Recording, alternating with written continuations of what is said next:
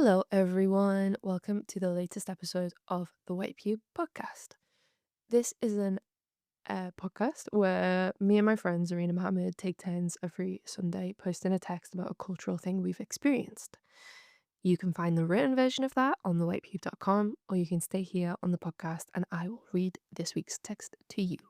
Me, Gabrielle de la Puente. Welcome.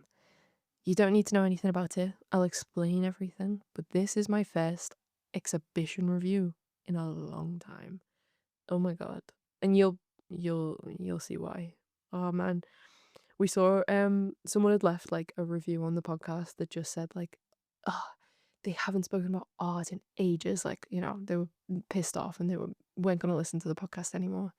And I'm like, I wanna write about art more, but there's fucking nothing to write about. So here we are.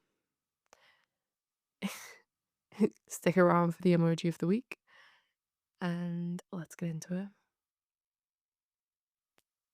I'm sitting in a cafe in the oldest art space in the UK, feeling spent. The Bluecoat's current exhibition, Just Browsing, has been on for 5 months, and I've caught it in its final week, though I don't think I should have bothered. I'm not sure the gallery was that bothered when they put it together. I don't know if half the artists were asked either. And now two teenagers have sat down behind me on their Easter holidays, and I hear one of them say to the other, I'm sure there is a point in modern art, but going in there hurt me. That hurt me a little when that space could be used for so many things. I get it. The exhibition is a shop, stripped back with gaps on shelves like a closing down sale. David Shrigley's got scarves hanging up for 25 quid. Lou Miller and Felicity Rowley are selling minimal cushions for 120 and 150 quid a pop. There are t-shirts by Bruce Asbestos, Chester Tennyson and Ben Saunders. The press release is calling them worn artworks. Theon Evans has made a pile of holdables at 18 quid each that resemble felted Christmas decorations you'd buy in Anthropology. It puts me in such a bad mood that I think those teenagers looking for something free to do on a Friday afternoon don't sound melodramatic at all. I'm close to apologising to them on the gallery's behalf. We should leave exhibitions with heads full of culture, not that dropped shoulder, drained feeling of leaving a department store. I'm tired because I saw products, not art. Art is ideas. Art is something someone made because they wanted to, because there's an instinct, an urge, a real interest, a need for creative relief. If you are psychically driven to sell objects, go on The Apprentice, Dragon's Den, go to all the commercial galleries London is made of. Bluecoat is a Liverpool city centre art space in the middle of monoliths like Primark, Tesco, Sports Direct, and Lush.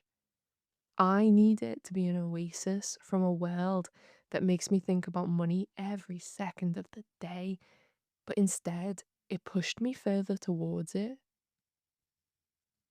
And this feeling is dragging me off my chair when a friend walks through the foyer and stops for a chat. And I learn it's not just me and the teenagers who feel cheated. But we're catching up, and she says she's studying marketing, and at the moment she's trying to get her head around commodification. I physically point back at the gallery where we've been given a 5-month exhibition that could have been a pop-up, feeling like a 5-hour meeting that could have been an email. Listen, I hope the £18 is a huge markup on whatever a holdable actually is, even if it looks like the beanbag you'd throw at your mate's head in primary school. But put it in a gift shop. I reckon I'd be putting 10% less pressure on the Bluecoat if Liverpool still had a trail of independent spaces where I could roll through the funny wilderness artists grow when they're left to act on their urges, where a show like this would make more sense, but the prices even less. Marketing friend tells me this exhibition isn't Bluecoat's brand. She's right. Bluecoat has a legacy of radical programming, but there's nothing radical about role playing Oliver Bonas.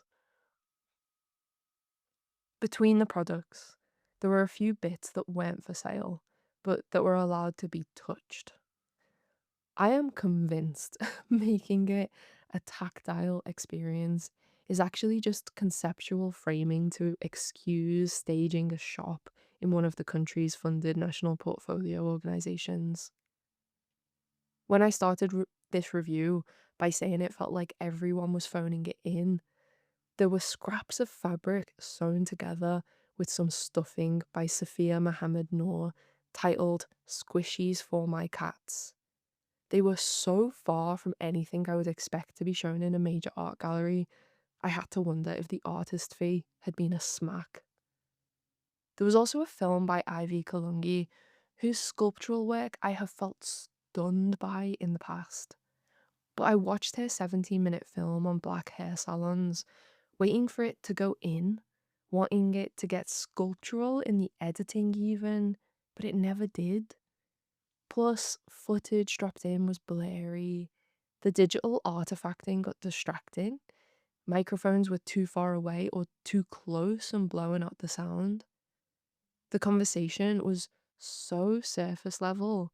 It was another artist film in the look, I found her, she exists trend of recent art history, packaged for a gallery who can't even be trusted with that. This is why I said it seemed like the curation didn't care either. Curation should have cared for this work better until it felt done. But man, I still can't believe they made the Bluecoat into a shop, paving over paradise and all that. My friend said goodbye, and when she left, I realized the teenagers behind were sat in silence. After a while, one of them apologized to the other and said she felt out of it.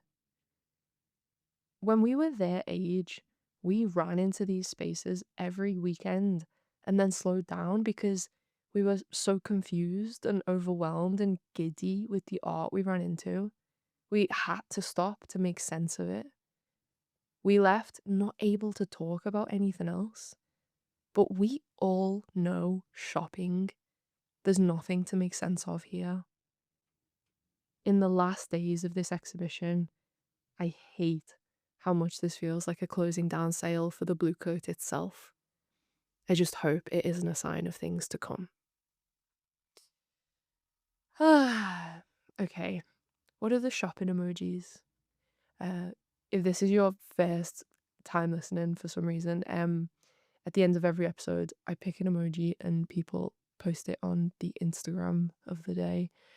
I think there's like that trolley emoji. I'm thinking trolleys. Trolley. I'm sure there's a trolley emoji. If there isn't, I'll leave a note in the in the description. And I will also leave a link to Eliza Goodpasture's text on art review. It was called "The Problem with the Look I Found a Trend in Art History." It's from years ago, but fucking hell, it is still so relevant. Uh, Thank you for listening. Zarina will be back next Sunday with a new text, and I hope you're having a nice Easter. Eat some eggs, everyone. Bye bye.